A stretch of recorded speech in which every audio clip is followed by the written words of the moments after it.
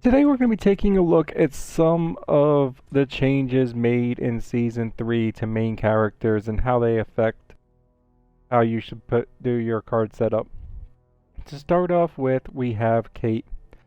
Now her chain doesn't have to be on bleeding enemies. One of the worst legendaries agreed upon by basically all that it had to require bleed. Well, now it doesn't, and that's a good move. I have been testing this out, removing the overclock stock. I really love the overclock stock. I'm still debating putting it on and dropping the Nasher and just going a lot more on the overkill and just taking a little bit less damage on the Nasher when I pull it out. But I still think your 5 should be the Laceration, Blood Resonance, Cloak Batteries, and either chain and custom Nasher, or chain and overkill stock, or custom Nasher and overkill stock. But this is pretty sweet. You can easily get more kills now while you're in cloak. So if you're using your cloak almost all the time to pick people up, then you really don't need this. Cloak batteries is good enough. But if you like going around and executing people, this definitely does let you execute a few more people. So it's pretty sweet. Next person we have up that made major changes with is JD. So now JD starts with the boom shot. So you might want to sacrifice your confirmed kill if you weren't already running the custom boom shot. I know I'm probably only in the mid-range of how many people actually run the spotter support kill confirmed. But now he does start with the custom boom shot, and he's relied on to be able to get kills with the boom shot for the first few waves. So you very well might want to switch it up like this.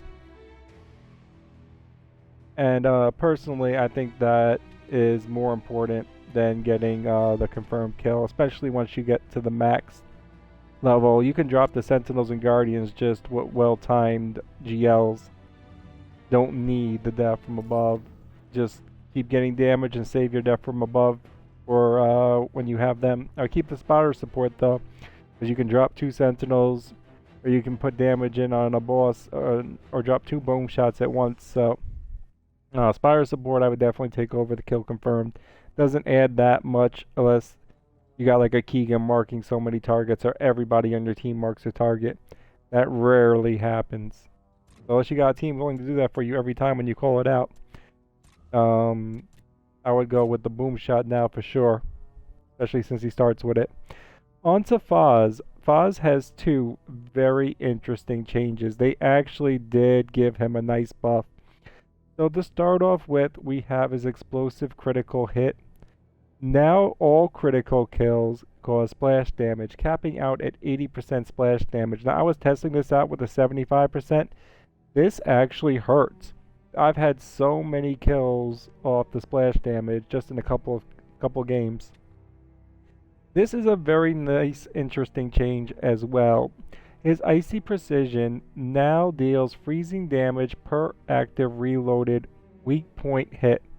Now it's interesting to note that you could actually freeze bosses like the Matriarch by shooting them in the front. Currently on the bosses, all you have to do to freeze them is active reload your Marxa. I would definitely keep the long shot and the Marxa, and then just active reload the Marxa, freeze it with the Marxa, then switch to the Botok, active reload the Botok, freeze them again, switch back to the Marxa, and you can keep a boss frozen like this, which is pretty sweet. So now we have Clayton Carmine that can stun lock bosses, and we have Fahz that can straight freeze bosses. So that is pretty nice. These are the only 2 changes actually.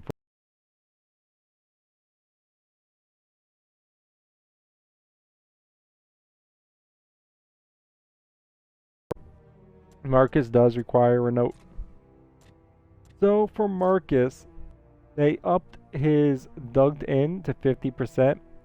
Now 30 was okay. 30 was debatable whether to put it in. I still liked it, but I didn't like the custom Lancer. But the custom Lancer now works with the Retro Lancer, and Marcus can buy the Retro Lancer, and a couple players start with the Retro Lancer, and generally the players that start with the Retro Lancer, it's actually ideal for them to drop it, or it's no big deal if they drop it for Marcus. So once you got 50% extra damage on the Retro, that gun becomes an absolute beast. So I would definitely say once you're getting into the high levels of a Marcus, you should definitely still be running this custom Lancer, and then it's debatable whether you want to run dug in or you want to run the extended rifle mag. The can't talk today. The extended rifle mag can easily allow you to get your living legend going for multiple rounds, or at least get it going for the majority to a full round or wave. Just got a blind fire, but 50% less damage is pretty sweet too, and you just wouldn't have your living legend going as long unless you... I've yet to actually get it going for multiple rounds like this, although I only really tested in one game. So, really wasn't that good of a test. But definitely one of those two setups, and the Retro Lancer definitely needs noting that it's now gets affected by that bonus. The Lancer GL should as well, although I didn't test the Lancer GL. It should be all Lancers, but I think they might have just upped the Retro Lancer, to be honest, given that they're trying to stop the duplication of the GL, so I kind of doubt that they actually gave it that. There it is. Has got his boost back on the experimental weapons. So now with your bloody support, you are dealing 75%, well, you're doing 50% extra damage with your M bar, and then 25% bleed damage on that number. So it is pretty sweet. He's basically as powerful as he was before they removed the MG Sentry card for the bleeding barriers, if you remember that. In other words, he can 3 active headshot a Master Scion in the 40s. That's how powerful his M bar is now, provided you have the bloody shot going. And his bloody DR1 is actually up to 100% bleed damage, and he does the bleed damage at any range. So for lack of better cards, I actually now recommend for Baird running these 5 cards and just calling in the bloody DR1 as like absolutely needed, especially if you like to snipe like me. Like I put in a lot of work with my M bar, so I only want to lose my bleed damage if I have to save the day with the DR1.